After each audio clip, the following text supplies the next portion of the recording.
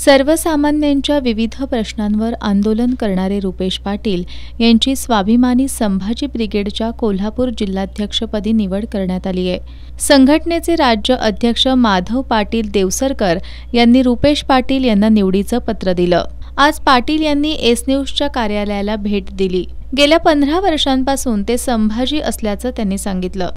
शेती, शिक्षण, आरोग्य यासह नागरी प्रश्नांवर आवाज उठवून लोकांच्या प्रश्नांना न्याय मिळवून देणार असल्याचं त्यांनी एस न्यूजशी बोलताना सांगितलं।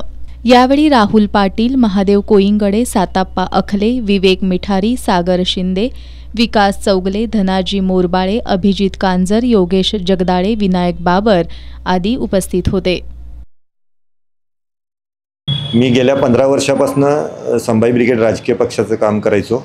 आता मी राजकीय पक्षाचं काम थांबवून सामाजिक स्तरावरचं आम्हाला काम करायचं आहे, जे माझ्या कोल्हापूर जिल्ह्यातल्या सर्वसामान्य शेतकऱ्यांसाठी आम्हाला काम करायचं आहे। शेतकऱ्यांच्या चुली पेटवणारं आंदोलन आम्हाला करायचं आहे।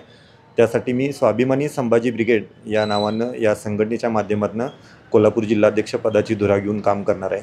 यापुढे शेती, आरोग्य, शिक्षण आणि नागरी प्रश्नांच्यावर आम्ही सातत्याने आवाज उठवून लोकांच्या प्रश्नांना न्याय मिळवून देण्यासाठी प्रयत्न करणार आहोत।